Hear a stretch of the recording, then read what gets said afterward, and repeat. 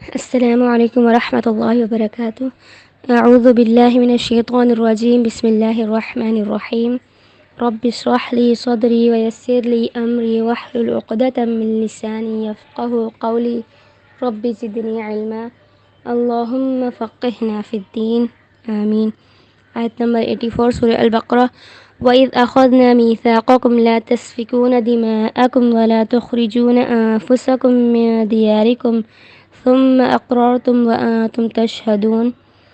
اور یاد کرو جب ہم نے تم سے پختہ عہد لیا تھا کہ تم آپس میں خون ریزی نہیں کرو گے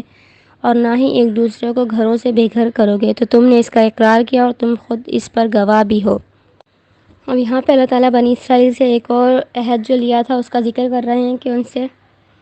کیا عہد لیا تھا کہ آپس میں خون خرابہ نہیں کرو گے اور ایک دوسرے کو گھروں سے بے گھر نہیں کرو گے۔ اگلی آیت نمبر 85۔ ثم أنتم هؤلاء تقتلون أنفسكم وتخرجون فريقا منكم من ديارهم تظاهرون عليهم بالإثم والعدوان۔ اور پھر تم وہی لوگ جو اپنوں کو قتل کر دیتے ہو اور اپنے ہی لوگوں میں سے کچھ کو ان کے گھروں سے نکال دیتے ہو، ظلم و زیادتی کے ساتھ ان کے خلاف دوسروں کی طرفداری کرتے ہو۔ وَإِن يَأْتُوكُمْ أُسَارَىٰ تُفَادُوهُمْ وَهُوَ مُحَرَّمٌ عَلَيْكُمْ إِخْرَاجُهُمْ۔ اور اگر وہ تمہارے پاس قیدی بن کر آتے ہیں تو تم فدیہ ادا کر کے انہیں چھڑا لیتے ہو، حالانکہ ان کا گھروں سے نکالنا ہی تم پر تورات میں حرام تھا۔ أَفَتُؤْمِنُونَ بِبَعْضِ الْكِتَابِ وَتَكْفُرُونَ بِبَعْضٍ۔ کیا تم اللہ کی کتاب کے بعض احکام کو مانتے ہو اور بعض کا انکار کر دیتے ہو؟ فما جزاء من يفعل ذلك منكم إلا خزي في الحياة الدنيا ويوم القيامة يردون إلى أشد العذاب وما الله بغافل عما تعملون۔ بس جو لوگ ایسے کام کریں ان کے لیے سزائے اس کے سوا اور کیا ہو سکتی ہے کہ وہ دنیا میں ذلیل و خوار ہوں اور قیامت کے دن وہ سخت ترین عذاب کی طرف دھکیل دیے جائیں، اور تم جو بھی اعمال کرتے ہو اللہ ان سے بے خبر نہیں ہے۔ پچھلی آیت میں اللہ نے ان سے عہد لیا تھا، لیکن انہوں نے کیا کیا؟ اس عہد کی پھر عہد شکنی کی اور کیا کیا؟ اپنے ہی لوگوں کو قتل کیا، اپنے ہی لوگوں کو گھروں سے نکالا، ظلم و زیادتی کی اور اس میں دوسروں کی مدد کی، اور جب وہ ان کے پاس قیدی بن کر آئے تو فدیہ ادا کر کے انہیں چھڑا لیا۔ اب اس آیت کا پس منظر یہ ہے کہ یہود قبائل جو تھے، بنو قینقاع، بنو قریظہ اور بنو نذیر، یہ مدینہ میں آ کر بسے تھے کیونکہ ان کی کتاب تورات میں آخری رسول کی نشانیاں تھی اور لکھا ہوا تھا کہ وہ اس شہر مدینہ میں آئیں گے، تو وہاں پہ آ کر بس گئے تھے اور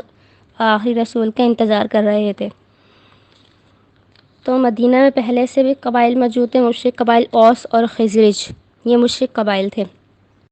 اور ان کی آپس میں بہت جنگیں ہوا کرتی تھیں، اور جو یہود تھے ان کے آپس میں پہلے ہی نفرت اور بغض تھا آپس میں،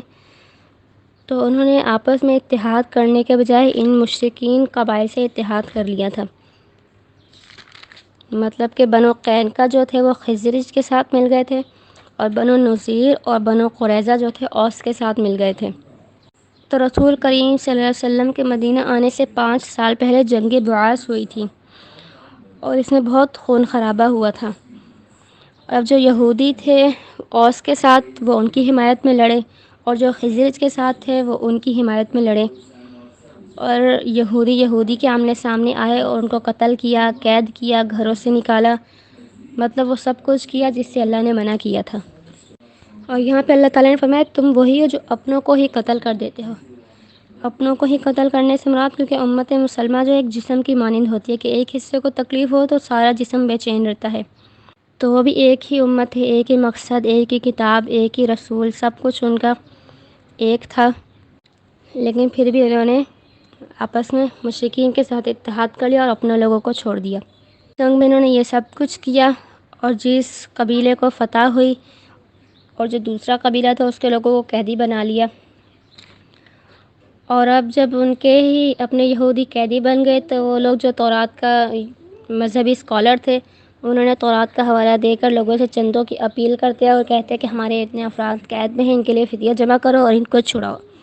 نہیں کہ نمائشی کام کرتے کہ جس کام میں نمائش ہو رہی ہے وہ کرتے کہ ہم اپنی کتاب پر عمل کرنے والے ہیں، قیدیوں کو چھڑا رہے ہیں، ہم رحم دل ہیں۔ کہ اللہ نے تو ان سے 4 عہد لیے تھے کہ قتل و غارت نہیں کریں گے، گھروں سے نہیں نکالیں گے، ظلم و زیادتی میں مدد نہیں کریں گے، اور اگر کوئی قیدی بن جائے بلا فرض تو فدیہ دے کر چھڑائیں گے، لیکن انہوں نے 3 احکام کی خلاف ورزی کی اور آخری حکم صرف مانا۔ تو یہاں پہ اللہ تعالیٰ وہی فرما رہے ہیں کہ تمہارا تو پہلے ہی ان کا گھروں سے نکالنے پر ظلم و زیادتی کرنا حرام تھا، تو اب اللہ فرما رہے ہیں کیا تم اللہ کی کتاب کے بعض احکام کو مانتے ہو اور بعض کا انکار کر دیتے ہو؟ اور جو ایسے کام کرے تو ان کی سزا اس کے سوا اور کیا ہو سکتی ہے کہ وہ دنیا میں ذلیل و خوار ہوں۔ اب یہاں پہ اللہ نے یہود کی رسوائی کا سبب بتا دیا کہ وہ کتاب کے بعض حکم کو مانتے تھے اور بعض کو چھوڑ دیتے، جو ان کی مرضی کے مطابق ہوتا اس کو مان لیتے اور جو ان کی مرضی کے خلاف جاتا اس کو چھوڑ دیتے۔ آج ہم مسلمان بھی دیکھتے ہیں کہ ہماری ذلت اور رسوائی کس وجہ سے ہے کہ کتاب کے جو احکامات ہمیں اچھے لگتے ہیں، ہماری خواہشات کے مطابق ہوتے ہیں، ان کو ہم مان لیتے ہیں، اور جو ہماری خواہشات کے مطابق نہیں ہیں ان کو ہم چھوڑ دیتے ہیں۔ اس چیز کی سزا پھر اللہ تعالیٰ دنیا میں ہی دے دیتے ہیں کہ دنیا میں ذلت و رسوائی پھر اس قوم کا مقدر بن جاتی ہے۔ دنیا میں ہی نہیں بلکہ پھر آخرت میں بھی وہ سخت ترین عذاب کی طرف دھکیلے جائیں گے۔ اور آگے اللہ نے بتا دیا وَمَا اللَّهُ بِغَافِلٍ عَمَّا تَعْمَلُونَ،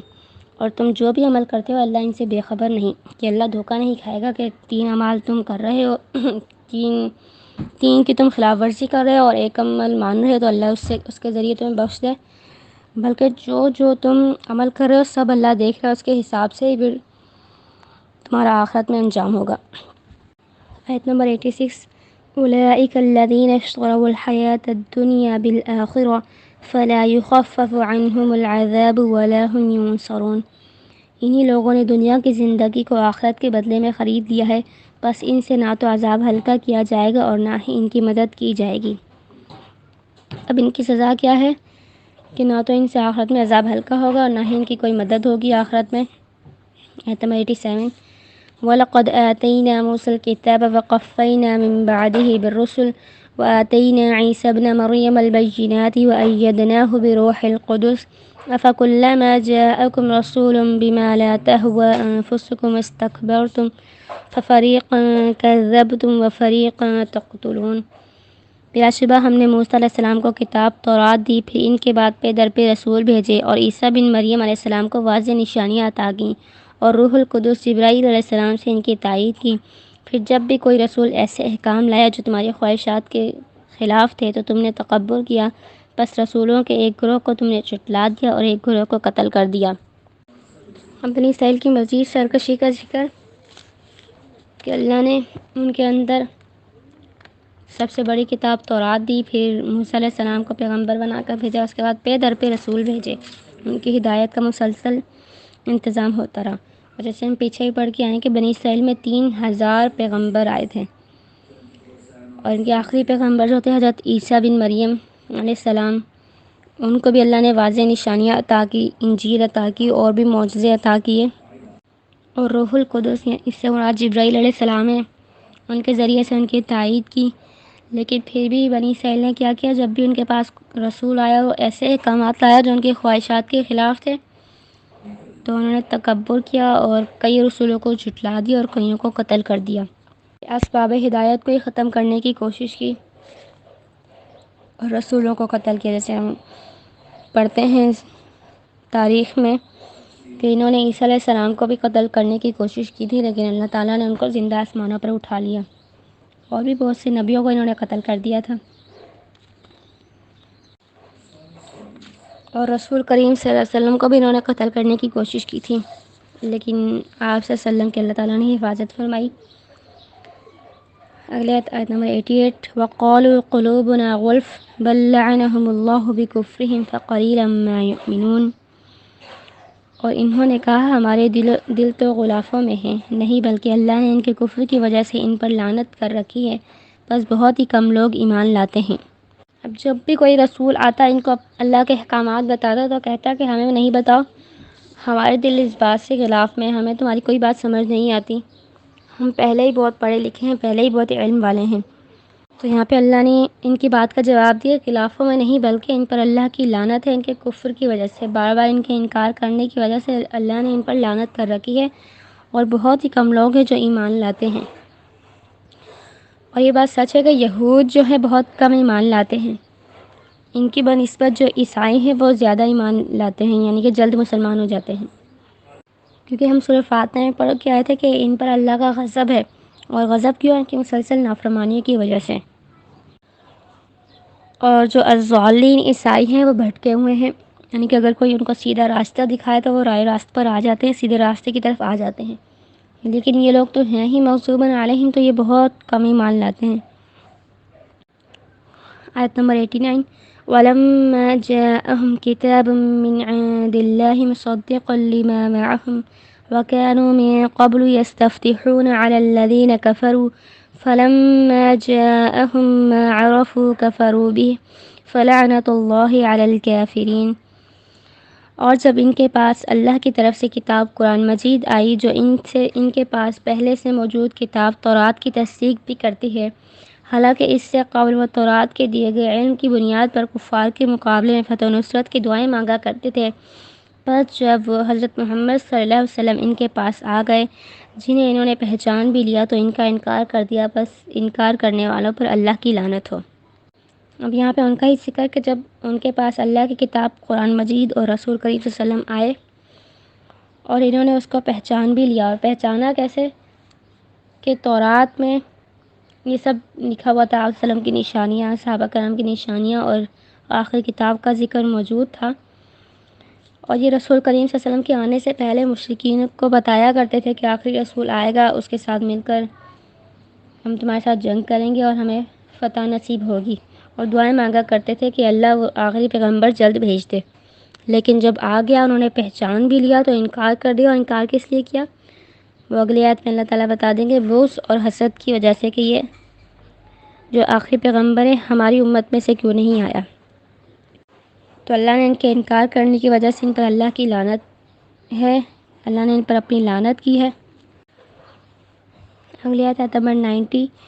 بئس ما اشتروا به أنفسهم أن يكفروا بما أنزل الله بغيا أن ينزل الله من فضله على من يشاء من عباده فباءوا بغضب على غضب وللكافرين عذاب مهين۔ اور اللہ کی طرف سے اتری ہوئی چیز کے ساتھ ان کا کفر کرنا بدترین چیز ہے، جس کے عوض انہوں نے اپنے آپ کو بیچ ڈالا، صرف اس بات سے جل کر کہ اللہ نے اپنا فضل جس پر چاہا کہ اتارا، لہٰذا یہ اللہ کے غضب در غضب کے مستحق ہو گیا، اور کفار کے لیے ذلت والا عذاب مقرر ہے۔ اب یہاں پہ اللہ تعالیٰ نے ان کے انکار کی وجہ بتا دی کہ انہوں نے رسول پر ایمان کیوں نہیں لائے، اللہ کی آخری کتاب کا انکار کیوں کیا، کہ انہوں نے حسد کی وجہ سے، بغض کی وجہ سے، اس بات سے جل کر کہ اللہ نے بنی اسماعیل میں پیغمبر کیوں بھیجا جس پر چاہا اپنا فضل یعنی ہدایت وحی کیوں نازل کی، ہماری امت میں ہماری قوم پر کیوں نہیں نبی بھیجا۔ ہونا تو یہ چاہیے تھا کہ اللہ کا پیغمبر ہے، اللہ نے جس بھی امت میں بھیجا ہے لے کے تو اللہ کا ہی کلام آیا ہے، انہی کی کتاب تورات کی تصدیق کرنے والا ہے، اور رسول بھی پچھلے رسولوں کی تائید کرنے والا ہے، انہی کا ہی مشن آگے بڑھا رہا ہے وہ رسول، تو ان کو چاہیے تھا کہ یہ فوراً ایمان لے آتے، لیکن اپنی انا اور ضد اور حسد کی وجہ سے یہ ایمان نہیں لائے، تو اس کے بدلے میں کیا ہوا، وہ اللہ کے عذاب کے مستحق ہوئے، اور آخرت میں پھر ان کے لیے ذلت والا عذاب، رسوائی والا عذاب۔ اس آیت سے یہ بھی پتہ چلتا ہے ہمیں کہ ہدایت ہمیں جہاں سے بھی ملے ہمیں لے لینا چاہیے، یہ نہیں دیکھنا چاہیے کون دے رہا ہے، دینے والا شخص کون ہے، بلکہ یہ دیکھنا چاہیے دے کیا رہا ہے، بات اگر حق سچ ہے تو لے لیں۔ آج کل اکثر مسلمانوں میں دیکھا جاتا ہے اگر کوئی بات بتا رہا ہے عالم اور صحیح بات بتا رہا ہے لیکن وہ ان کے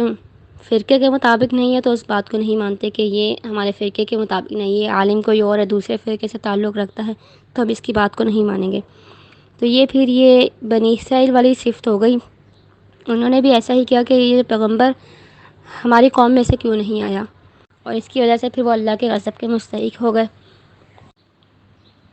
وآخر دعوانا ان الحمد للہ رب العالمین۔ آمین۔ جو ہم نے پڑھا اللہ تعالیٰ ہمیں اس پر عمل کرنے کی توفیق دے، آمین یا رب العالمین۔